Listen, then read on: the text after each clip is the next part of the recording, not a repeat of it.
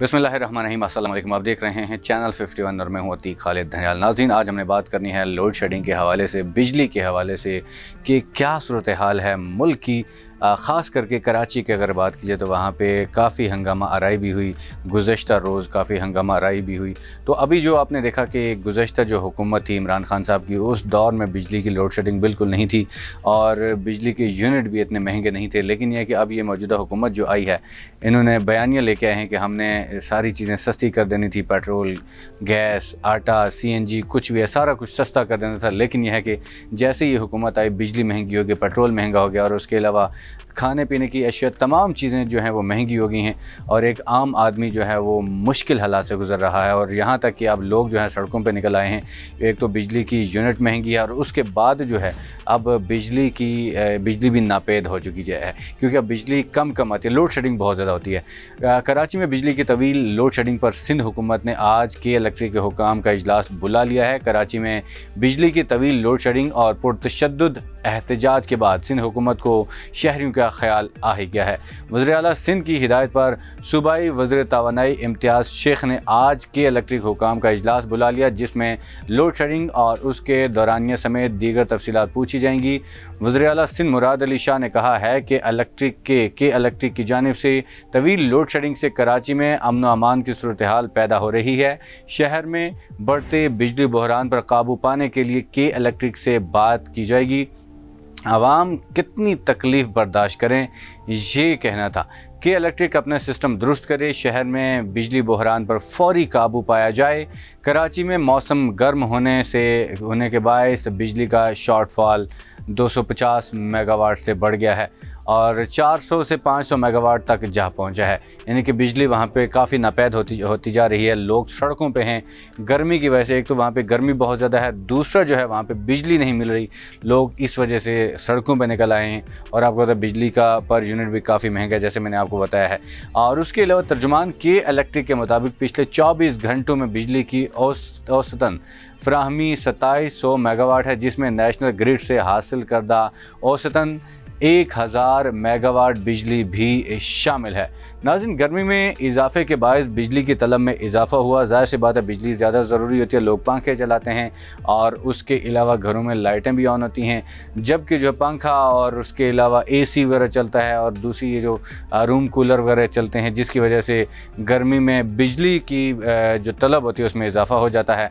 और जबकि इस तमाम सूरत हाल का ताल्लुक मुल्की सतह पर होने वाली बिजली बहरान से है।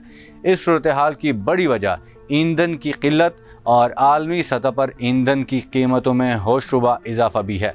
तर्जुमान के इलेक्ट्रिक का कहना था कि इस वक्त कराची में शॉर्टफॉल 250 मेगावाट से बढ़कर 400 से 500 मेगावाट तक जा पहुंचा है। शॉर्टफॉल जो है 250 मेगावाट बिजली जो शॉर्टफॉल थी, अब जो वो 400 से 500 तक जा पहुंची है, जिसके बायस रात में मजबूरन लोड शेडिंग की जा रही है।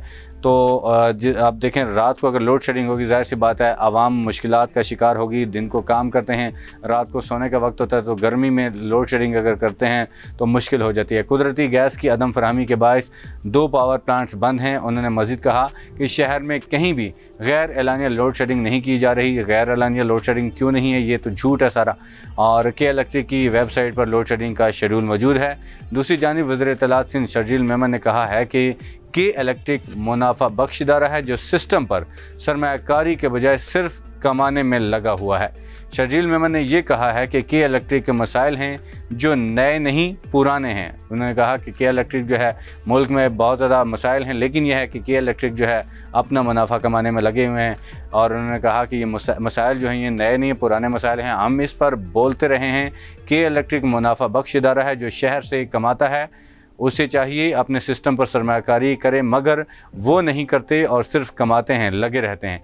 उन्होंने कहा कि के इलेक्ट्रिक सिस्टम की बेहतरी के लिए चीज़ें नहीं कर रहा। उन्होंने अफरादी कुव्वत भी कम की है। शर्जील मेमन ने यह भी कहा कि के इलेक्ट्रिक के अलावा हैस्को और दीगर इदारों की सूरत हाल इससे भी ख़राब है। सिंध के दही इलाकों में 18 घंटों तक लोड शेडिंग है, जिसके बायस लोग जहनी अजियत में मुब्तला हैं। उन इदारों पर लाजिम है कि अपने मसाइल को खुद हल करें और लोगों को बिजली फराहम करें। सूबाई वज़ीर ने मज़ीद कहा कि लोगों के मसाइल हैं तो इसका मतलब ये नहीं कि सड़कें बंद करें, इससे एम्बुलेंसेस रुक जाती हैं। तो अगर बिजली बंद होगी, ज़ाहिर सी बात लोग मुश्किल में आएंगे, तो लोग कहाँ पे जाएं? अगर सड़कों पर नहीं निकलेंगे तो कैसे मसाइल हल होंगे? रोज़गार पर जाने वाले परेशान होते हैं। हुकूमत इदारों से बात कर रही है और मसाइल हल करने की कोशिश कर रही है, मगर इसका मतलब ये नहीं कि आवाम दूसरे लोगों के लिए परेशानियाँ पैदा करें। ये दूसरे लोगों के लिए नहीं होता। अगर सड़कों पर निकलते हैं तो आपके लिए परेशानियाँ होती हैं। खुद परेशान होकर लोगों के लिए परेशानियाँ पैदा करना कोई मुनासिब नहीं है, ये शर्जील मेमन साहब कहते हैं। तो ज़ाहिर सी बात है, लोग अगर बाहर निकलेंगे, लोग सड़कों पे नहीं निकलेंगे अगर, तो ये ऐसा ही चलता रहेगा। लोड शेडिंग होगी, महंगाई होगी। ये उसी का नतीजा होता है कि जब कभी कोई चीज़ सस्ती होती है तो ये लोग सड़कों पे निकलते हैं, तो उसी का एक नतीजा होता है कि जिसकी वजह से ये कुछ, अगर लोड शेडिंग कम होती है या कुछ भी मसाइल हल होते हैं तो ये बाहर निकलते हैं लोग, तभी ये मामला हल होते हैं। आज के लिए इतनी, अगली वीडियो में हाजिर होंगे। इजाज़त दीजिए, अल्लाह हाफ़िज़।